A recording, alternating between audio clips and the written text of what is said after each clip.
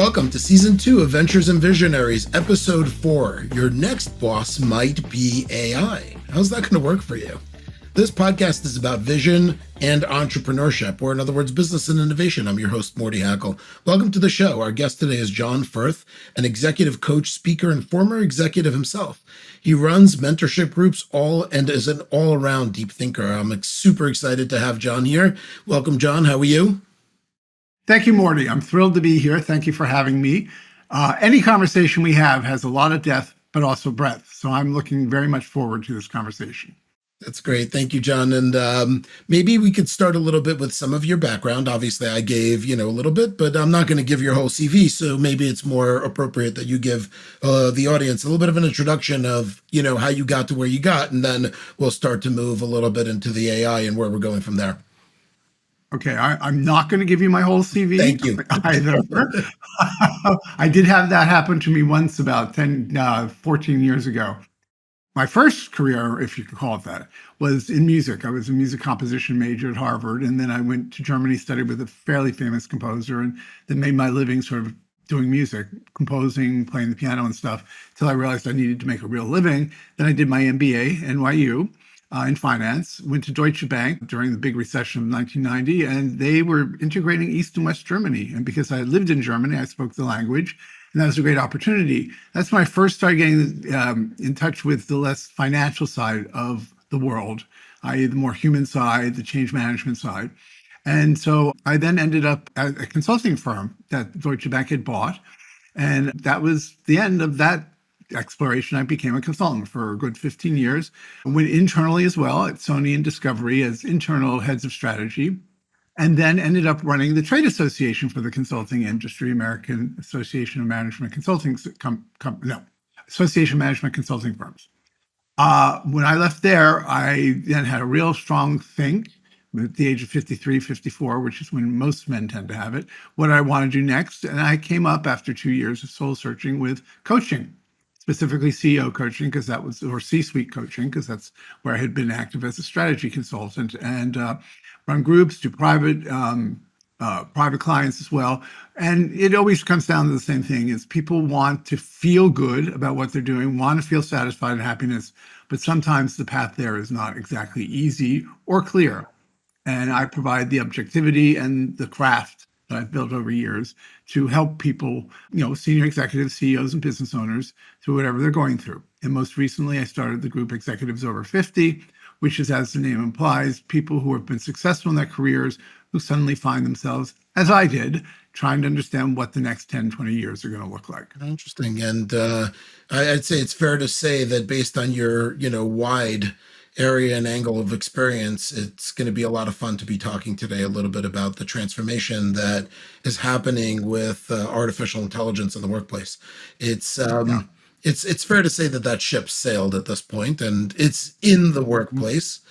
So, hello to a new era. So maybe we'll talk a little bit about what leadership, mentorship, and things like that look like in an AI world. Are you seeing it from your clients and in ways that you think are different, interesting? I'm glad actually we started with that, because that is, well, first of all, it's myself. I am a convert, like probably very few people. I am totally living an AI life right now, but it is really specific to marketing. So, actually, I just posted something on LinkedIn that gave it away. Is not only am I is ChatGPT helping me write my articles, but I also use something called Headshot Pro to do my headshots, which are awesome.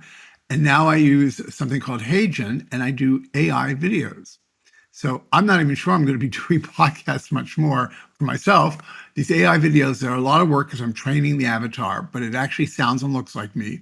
And I even had an expert, and this is my article yesterday on LinkedIn, had an expert who told me, do not use AI for any of this. And he could not tell the difference. In fact, he started criticizing content of something, and his support person or his expert next to him said, you do know this is AI. He said, oh, no, I didn't, because he would have hopped on it. So I am a total convert. I mean, I spend at least 3 or 4 hours every day doing something with one of the platforms, whatever it is. Today's show is sponsored in part by PAX 8. Technology is evolving and Pax8 is here to help you stay at the forefront of change. Using the power of data and AI, MSPs can take advantage of what the future holds. Pax8 lives at the intersection of community, education, and marketplace innovation. And whatever your goal is, will get you there. Get started at pax8.com. That's PAX number 8.com. I have to say I get very compulsive about it. It's sort of like a real fix for me, because it's just amazing. So I am right now totally hyped on AI. Now, right now in the group that I work with, as you know, is mostly small businesses, business owners for the most part, and it is really very much about marketing right now. I have not seen any use of it, significant use in my clients for anything operational. I would say there are three areas. The main thing in business right now I'm seeing is for marketing, for generating content, for getting ideas, and so forth. Strategy and strategic planning is the next area. In fact, I want to introduce my business owners to using an AI tool to actually do their strategic plan for next year. We do a sort of strategic planning exercise every year, sort of October, November, and ChatGPT should be able to blow away any efforts that they have. It's going to save them lots of time. So that's the next use. And then on the personal side, I'm hearing more and more about people using ChatGPT in particular for therapy. And I have a friend, actually, she was part of Executives Over 50 for about 2 months. She used to work for me, a good friend. She said she did an 8-hour therapy session. She briefed the tool, ChatGPT, and asked the tool to be very hard on her, which is typical for Soup. And she said I don't know if she came out transformed, but certainly she came out an AI advocate. Fascinating. I have not done that yet.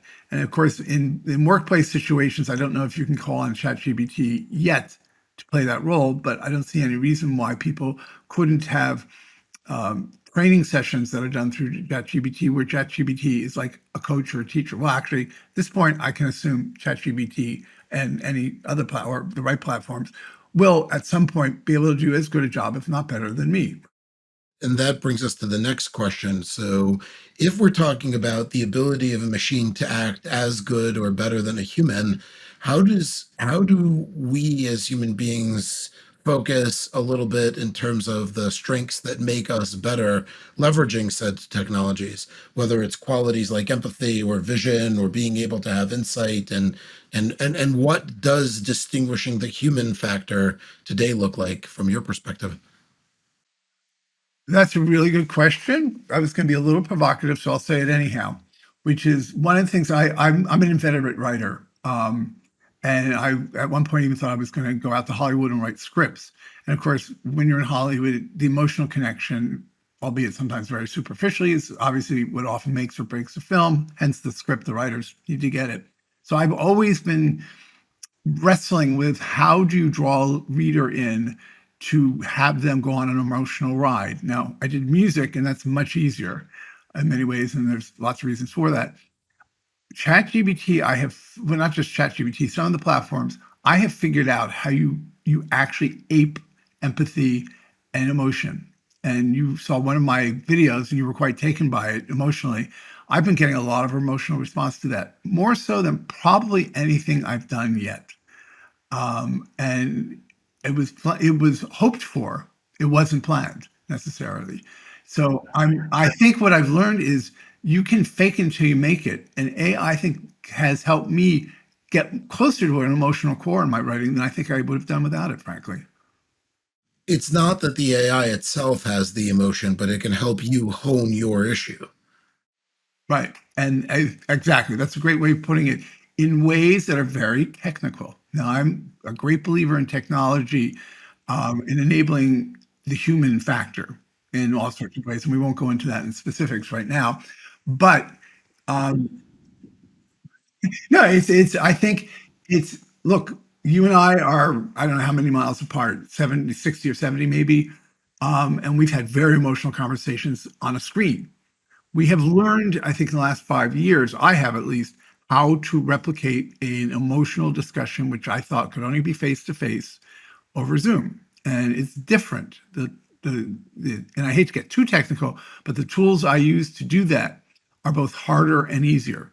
Um, And I think in AI, you have to kind of learn the tricks. And there are little techniques. There's pacing things on my AI video. I've learned now there's certain things that you do within the program so that it actually can mimic how I speak. I won't go into details of that.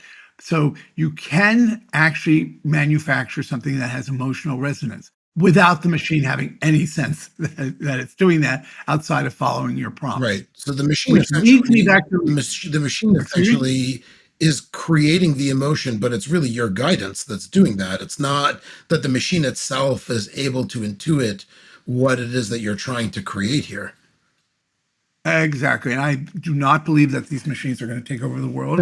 They do not, it's impossible for them to have a consciousness the Oh, way I define consciousness. okay. But, So wait. but Before, no, they, you can't yeah, just drop that and go away. What does consciousness no, mean to you in this context? oh boy, I opened that Yes, Pandora's you box, did. didn't I? I think you saw the film that I'm about to reference. I showed it to you, which is about the brain being in a box, and the brain itself Probably. actually can't do anything. It's the receptors along your body that it takes in reality and processes it. Hmm. Well, if you think of ChatGPT or any, I keep saying ChatGPT, any AI platform that is there to create content, it is like our brains. It can't do anything without the sensory perception. So you think of our brains in this video in a black box, sealed off from the world, by the way. The only way it's able to get any data is through our arms, through our mouth, our eyes. That's the outward facing. If you think of ChatGPT, I'm just going to say, if you think of an AI creation tool, that is a brain in a black box. It can't do anything without sensory receptors, and that's us. We are the sensory receptors for it. So we are actually using these things a little bit the way we use our brain, which is we feel things, we have things come over. Sometimes it feels good, and sometimes, and then we want to feed it into our thoughts, our feelings, our receptors into ChatGPT, and ChatGPT uses its mental capacity, which, by the way, because it's a machine and it's learning, it gets better and better. It's now creating stories from stuff I fed it 3 or 4 months ago when I say put some more personal stuff in there. So it mimics the human brain and how we think and how we feel and how we create reality very well without actually having consciousness. So consciousness for me is the awareness, the ability, which it doesn't have. It has the technical ability to take in receptions through our body, eyes and everything, and begin to perceive a reality that is uniquely ours. So consciousness is the perception of reality. Right. And the acting on it. So the So perception of these things reality can plus actions. perception of reality, the evaluation of certain events on a personal level. What does it mean to me? Oh, I got an F in this course, algebra. I guess I'm not good at mathematics. I'll probably always do poorly. I don't think a machine would actually come to that conclusion. But we, because of the human element, we begin to um, read meaning into the things we learn, that we experience. And sometimes they're good, and sometimes they're not so good, based on a whole series of experiences and beliefs that we have. And the machine don't. There's no way a machine can do that because it doesn't have any personal It's agenda. interesting to be able to wrap a interpretation of an experience and then correlate that with another wrapper and another wrapper and another wrapper, and then you start creating an image, and then that image further influences certain kinds of behaviors. That almost Exactly. sounds like strategy. It is. It's strategy with a real deep understanding of humanity. And Um, that takes us back you to know, our prior conversation. You said you were going to be doing some potential work with your peers, clients, to be able to you potentially know. do some strategic planning using AI models. What what do you think that could look like? Forget Oh, I the can tell you specific what tools. I Like wanted to look at. what do you think that could look like for people who would be looking to try and figure out what their next 3 months, 6 months, year, couple of years look like? So one of the great things about ChatGPT, and this is where it overrides our mental capacity, is it has access to lots of data. In theory, the world's data. In theory, now there's certain things it doesn't do very well. So it's not quite there yet. Although its IQ, if you can use that term, is rising every day. When I read somewhere 3 years ago, it was at 90. Now it's at about 135. Yeah, So smarter the than me. IQ, What but can I I won't say? give. Yeah, well, it has access to more data, and it has the capacity to crunch through it. So, so small businesses, when they do strategic planning, and I don't know how you do it, but when I go through this exercise with my clients, I try to dumb it down as much as possible because I think of Discovery. We had like a 200-page book that would get produced because we had to document everything. We had to show analysis. I was working in international as the head of strategy. We had 170 countries we were broadcasting to, Mhm. so it got incredibly complicated.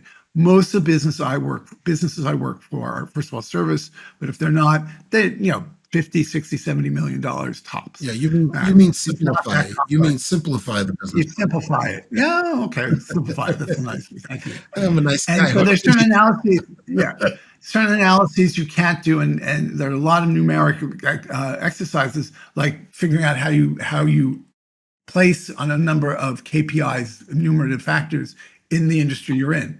Look, if your industry's got gorillas like $5 billion companies, you're going to be less than a blip. So a lot of that analysis doesn't mean a lot unless you really have someone who knows how to extrapolate trends and things that you use big data for. What is the trend? I don't know if you're selling tires. What's the trend? What tires are selling well? And what's the car? Certain things like that. That's a lot of work for, first of all, for a small company to do because you have to have resources. But it's also not easy to parse all that data without some help. In theory, these tools should be able to cut through that, do some competitive analysis, do some client analysis, and be able to feed you back. Look, this product right now, hoping it will do better, but all the indicators show that it's actually going to decline. Or this new product that you're thinking of, everything we said shows that everything we've read or looked at says that this is where you should make your investment. Things like that, So how would you based how on would you how accurate. would you create a balance between intuition, creativity versus the analytics that you could potentially get out of, an AI model, maybe whether it's paid or not, it doesn't really matter.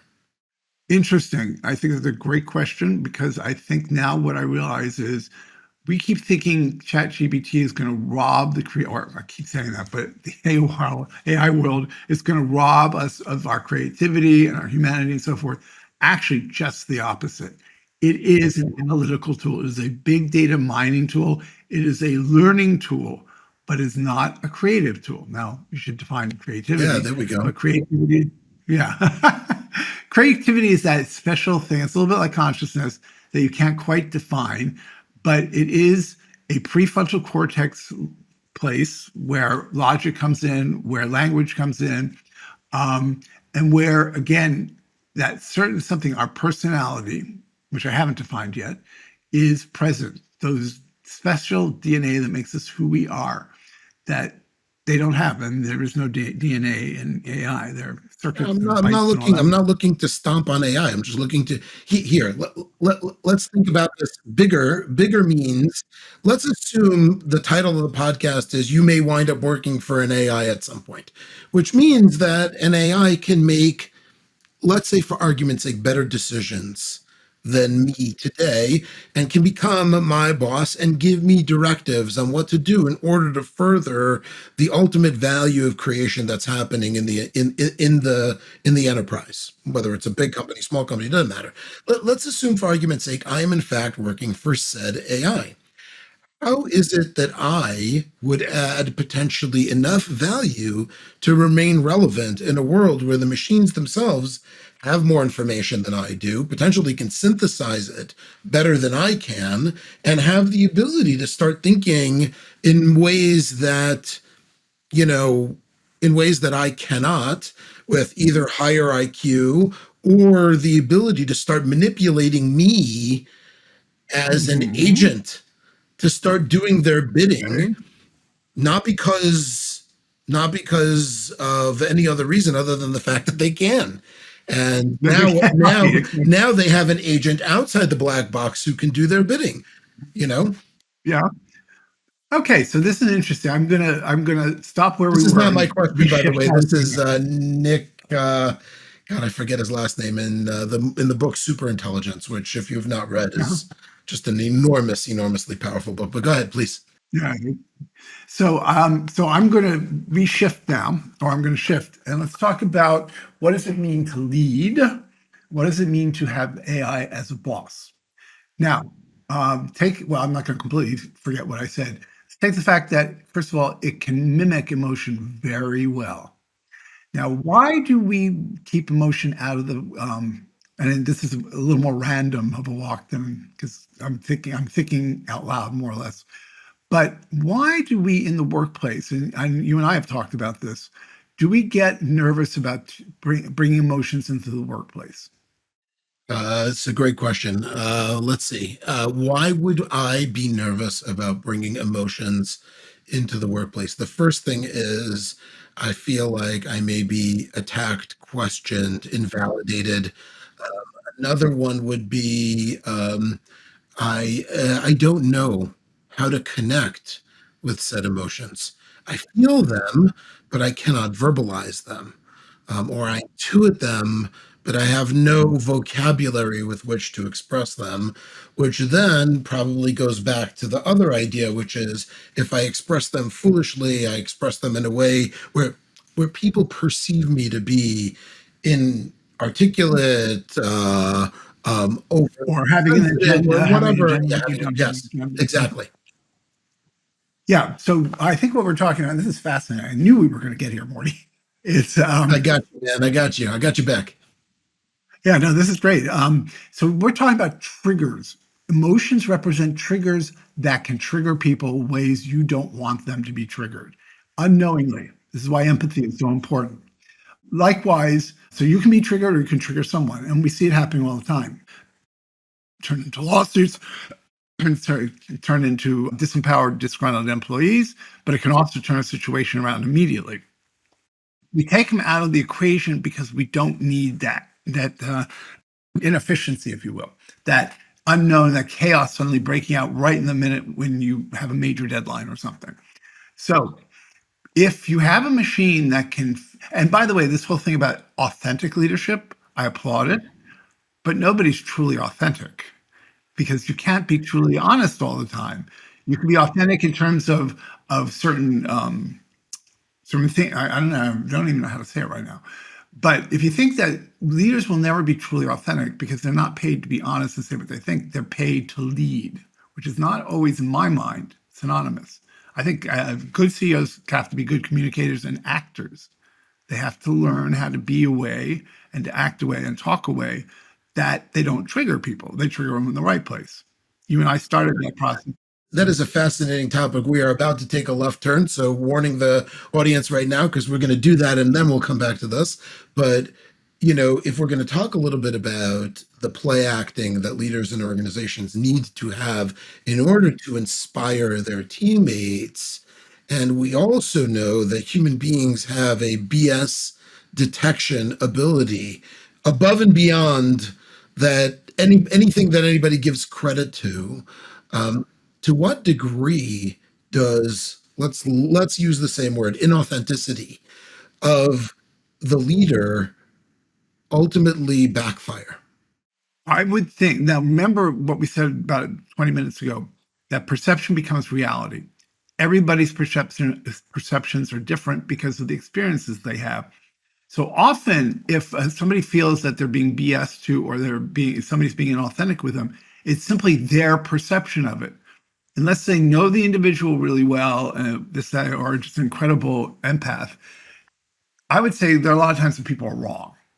Are wrong. I've been wrong. I've been big time meaning wrong meaning about.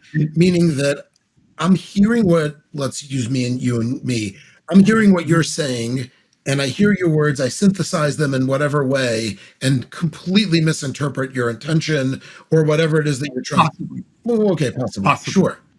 yeah, So that's a possibly. pretty And it's a pretty dangerous game that we play because both the leaders think that they are conveying an intent to the people they're leading, as well as the people who are supposed to be following think that they're getting the leadership intent from the leader, and that may not be happening either. Yeah, it can work both ways. This is why trust is so high up in the list of what leaders need to engender.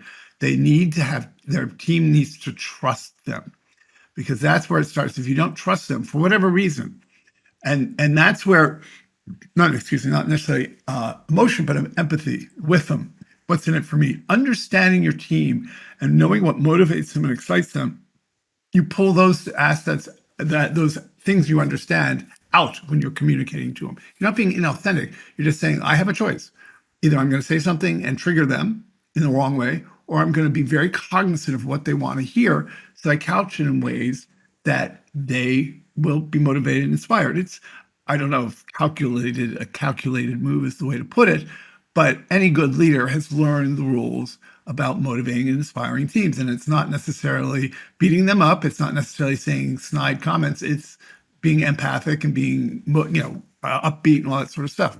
Basic rules, if you will. So in the world of, let's say, I as a leader need to deliver a speech or a talk, or I have a podcast to give, would it potentially be an AI that could be a companion of mine that would train me in conveying the things that I look to convey, or helping me hone in on the things that I would want to convey, but don't really know how to articulate that either? Yeah, for one. So as a coach or as a therapist, yeah, it is a great way to learn from. I'll give you an example, and I want to come back to really quickly this question of emotions. So emotions can trigger in the wrong way. Empathy is very important, but I think you can ape empathy because the rules are fairly, if not well known, they're fairly clear. Know your audience, and if your AI machine has learned, because it learns well, what your audience wants to see, there's no reason why it couldn't, in theory, stand up in front of a crowd and motivate them. Now, there's a bunch of reasons why it wouldn't, but yeah. So the emotional part of it is dangerous, represents a danger zone. We then turn it into empathy so that we don't go there. We still use emotion. Emotion's still important because how are you going to motivate people? Oh, I have this spreadsheet here and we're going to, well, nobody's motivated by that, but they're motivated about passion and excitement. Those are emotions, but they're contained and very, if not practically cognizant. Leave the disempowering emotions over here. Let's get empowering. A machine can do that very easily. And if you've trained it, it will talk like you and do everything right. It's just, at this point, I don't know if it stands up in front of a group of people, if it'll work, but you see what I'm saying. Yeah, and 5, 10 years from now, maybe a totally different ballgame anyway. But that's not, the question then becomes how, again, from a human's perspective, where is the incremental value add above and beyond the machine? So certain professions cannot be accomplished via machine, at least today, right? So if I'm a doctor and I Opera singers, I don't think an opera singer could, I yeah, don't think AI is good for an opera singer, for example. maybe, or right now as a doctor I need to tactilely feel somebody's stomach. Yes, maybe at some point they'll be able to build a robot that'll have the sensitivity and ability to perceive said inputs and then bring that back into, but to the moment, to your point, there's certain professions that won't or can't happen within the immediate future. However, there are certainly those of us who are in the knowledge game and in the not the coaching game, but Exactly. in the knowledge game, for lack of a better term. Yeah, yeah. um, Who uses our head, who makes their money with their head as opposed to their body. Yeah. So what, again, how if I'm thinking to myself, okay, well, I'm 45 years old or I'm 20 years old, I'm in the middle of my career, I'm at the beginning of my career, I kind of think I want to do XYZ, but I'm a little concerned that I'm going to invest and go down a path that's not going to be particularly effective for me in the long term. Obviously, nobody can figure out what's going to happen tomorrow, let alone in 6 months or 6 years from now. But what is the most intelligent way I should be investing in myself? What is the way I can seek to improve me plus machine equals greater result than machine alone, me alone? Yeah. So my first answer would simply be start getting used to using AI. Dive in. I'm totally inspired. I have my 3 or 4 platforms that literally I try waste half the time I'm on it, but it's so fascinating and the output is so amazing and the productivity I've great. So first thing, everybody should be getting used to AI and be using it at least a few hours every day. And because for one thing, you have to train it. So anytime you start a new platform, you're going to have several weeks where you're teaching it whatever it needs to know, whatever the platform is supposed to do. So that's a no-brainer. I think the other thing is coming back to our conversations. If the machine will never have consciousness or emotion, that means whatever we do to learn and to improve ourselves needs to be around mindfulness, needs to be about learning, needs to be all those things that make great leaders. We should not stop doing that. It will probably always stay a tool. I think, your reaction when I said an AI machine standing in front of a group of people, inspiring and motivate them, is a long shot. Yeah. But it can write the speech. It can even train you to read the speech. But I think what's really interesting is you allude to it quickly, and I think I just had a sort of out-of-body experience a couple of days ago, where you actually, in coaching, and you've experienced with me, and I'm sure with other coaches, a coach often pushes buttons to start a transformation project process, Mhm. because they're listening to you, they're listening to things, they're saying, okay, that's an issue for him. I need to see if I can get that person to understand and to really see it, and then start the change that needs to happen. Well, I had an experience, executives over 50, and you'll understand what I said. Last week's meeting was not brilliant. So I went to Read AI, and it told me exactly what the issues were. And I thought it was somebody else, and part of the problem was me. And I had a shock of my life, and it's made me rethink it. So I'm great at getting people enthusiastic, getting them engaged. I'm not very good with what they call sentiment on Read AI, which is to get people to really then respond well. That means, and they said the coaching session with Read AI said, you're not, basically paraphrased, you're not listening as much as you should be. You're not responding to what the person's saying. You get a little bit, and that's an old problem of mine. I've had this issue for a long time. I thought I had tackled it. And I went there and I go, you know what, John? You got to step back a second. You got to rethink how you're facilitating the meetings, and you got to maybe shut up sometimes and really listen. Wow. And I thought to myself, Wow, wow, wow, I wow. think a human being I may not have had the openness in front of a human being to receive that. But when a machine tells you, and it tells you analytically, I was like, let me look at the other Read AIs that I've got. And, oh my God, it's a trend. Uh-oh. And then I had a conversation with one of the coaches, because he was even doing that more. And I thought, if nothing else, I'll pull out the data of Read AI if it gets really tested. He was very good about it. And he also said it was one of his old bad habits. But that, for me, was like another moment where I went, oh my God, I can't believe what I've just taken on, how open and vulnerable I was, because it wasn't a human being. Mm. Yeah, you perhaps did not feel the potential of being attacked.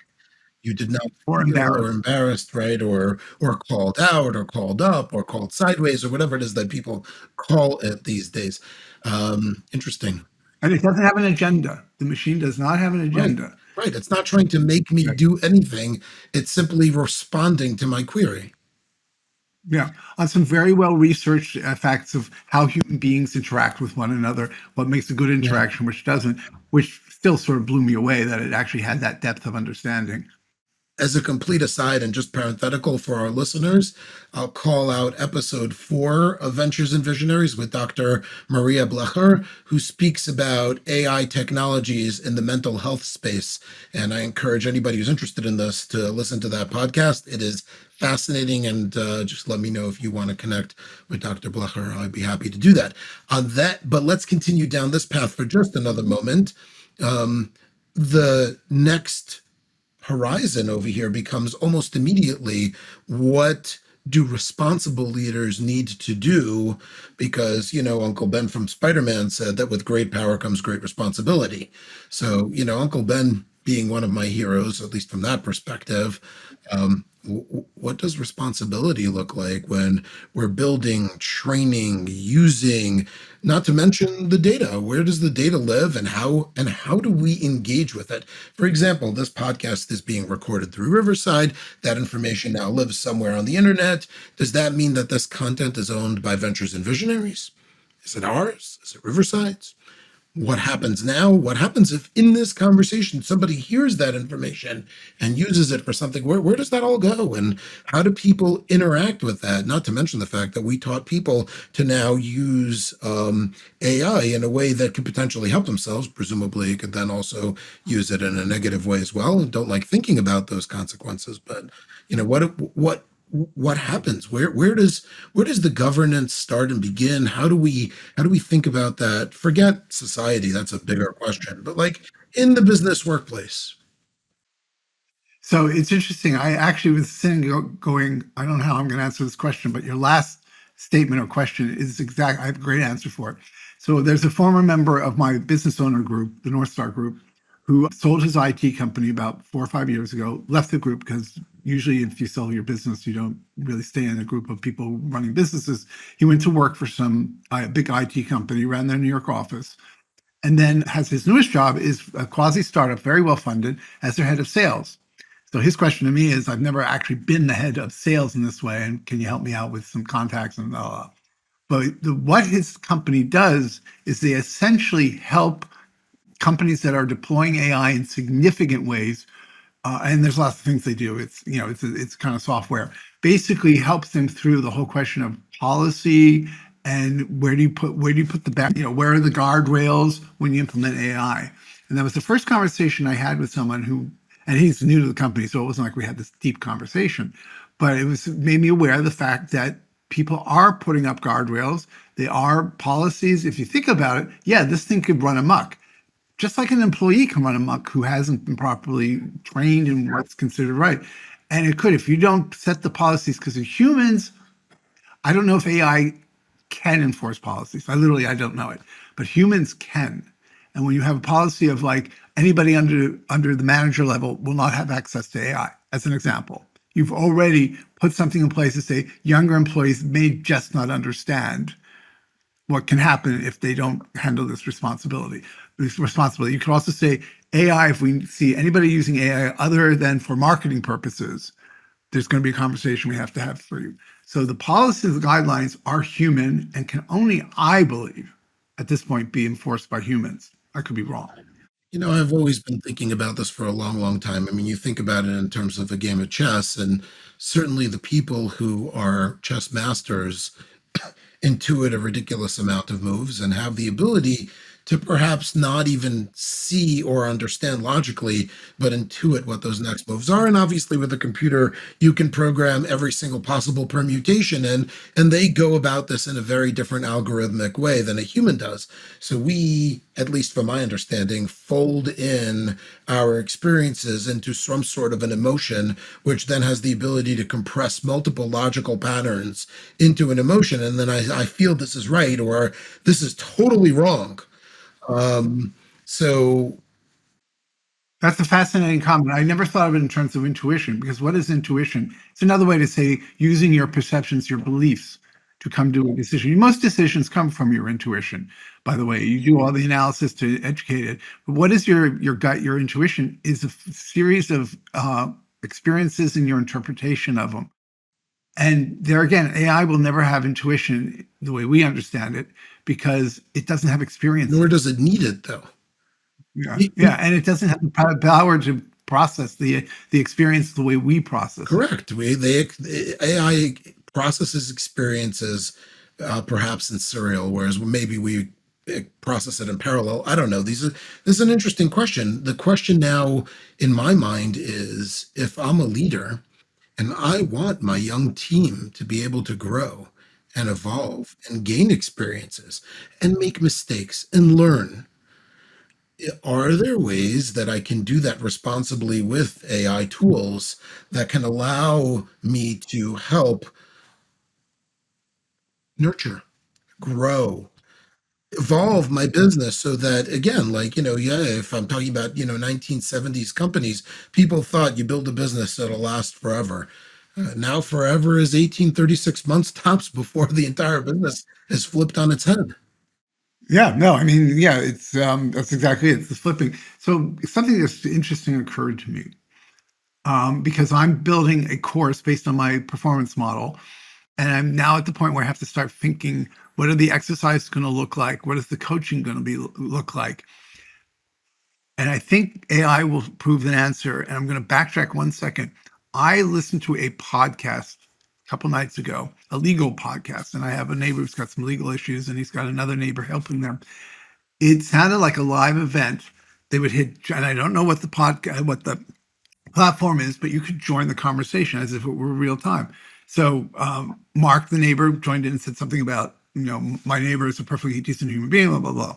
And then it talked a little bit, and then Mark handed me the phone, and I pushed join. I said, I just want to say that I live underneath Mr. DeRuiter upstairs, and I've never had any issues with them whatsoever, blah, blah, blah. And they would take that and say, well, thank you for telling us that, John. That's a very important piece of information. It's always good when somebody has a live witness. It was not live. I don't know what it was. But I thought to myself, you know what? If that's the kind of dialogue you can have, and it sounded like real people, and they were really wrestling. Now, it was illegal, so it's a little bit different than, say, business. But I thought to myself, you know what? Maybe I need to really think about my virtual course as being a series of interactive interfaces with an AI machine that's been trained to think like I want them to think for performance. And that is a really, really cool idea. Maybe scary, but cool. That That feels, you can train the AI. very on point. Yeah. That feels very on point. Yeah. And so you can really train, I think, a machine to be a great teacher, coach, even perhaps a performance evaluator, for the very reason that people may be a little bit more willing to listen to a machine because they don't have the embarrassment or the shame or the defensiveness that comes with another human being, or another human being where they may suspect there's an agenda. I don't know if I ever thought at one point that my Read AI was feeding me something. There was a point of view, but there wasn't an agenda. Interesting. This has certainly been a incredibly enlightening conversation. Boy, I'm like, totally now in a whole new, this is great. No, obviously I told you guys that we were going to have a great conversation. That's a great conversation. But before we go, are there any passion projects that you'd like to share with our audience that you're working on, and maybe get some, listeners to engage? I think you've seen one or two of my AI videos. That's my absolute passion right now, is getting my avatar so well worked in that I literally hand it the script and it does it automatically. Right now, there's a lot of, don't open your mouth so much. Your eyebrows are going nuts. The voice is not quite right. So there's a lot of teaching. And once I get there, then the whole generation of video content videos is, I would say, probably a seventh or the eighth of the time that I've been spending to date with, getting the lights right. And, oh my God, I've got a pimple here. What the hell am I going to do? It's amazing. You can go back and rewrite very easily. So that's my passion project. My newest project, as I said now, is to take my performance model, which I think you saw a video of, which is a mess and not very enlightening. It's just a big thing, and start pulling it together and enlarging it so that it's an interactive course. And that's going to take a couple more months. If people want to connect with you and potentially participate in your course, or be members of your group, or just hire you as a coach, and you want to connect with you just because, what would be the best way for them to reach out to you? Probably email. Okay. Email is the best. You can go to my website, which is my name, John F. Furth. So that would be John F as in Frank, and then Furth, just like the name is spelled on the screen, and then at Gmail. At an F. Yeah, John F. Furth. Yep. That's my middle name is Frederick. And there was a John Furth. There's so many John Furth. So johnffurth.com or johnffurth@gmail.com. Now, the best way to get a hold of me, because I pay more attention, is my cell phone. Text me. There are emails that, to my horror, I discovered weeks later that I didn't see. But if you want to text me, if you really want to get a hold of me, and of course the other way is to find me on LinkedIn, John Frederick Furth. Perfect. That is really, really terrific. And John, thank you so much for being here today.